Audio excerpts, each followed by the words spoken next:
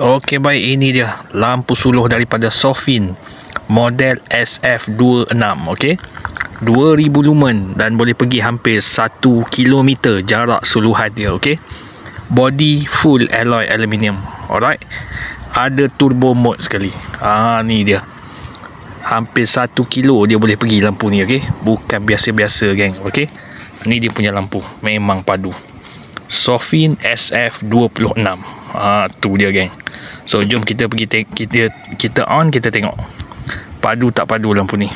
okey, Sofin SF26, mantap geng. okey, ni dia Sofin SF26.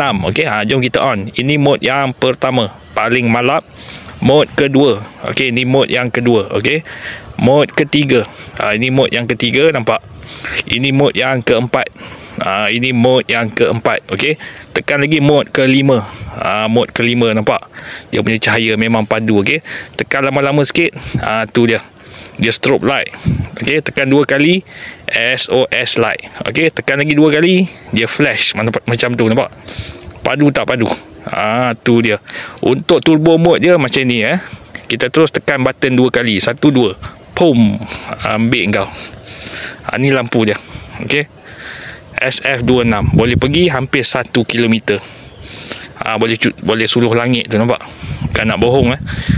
Ni dia, memang padu. Yang suka lampu zoom jauh-jauh, ini dia, ambil terus yang ni. okey, brand Sofin SF26, nampak cahaya dia, memang jahat dia punya cahaya. okey, Sofin SF26 full lama padu geng, nampak tu, bukan nak bohong.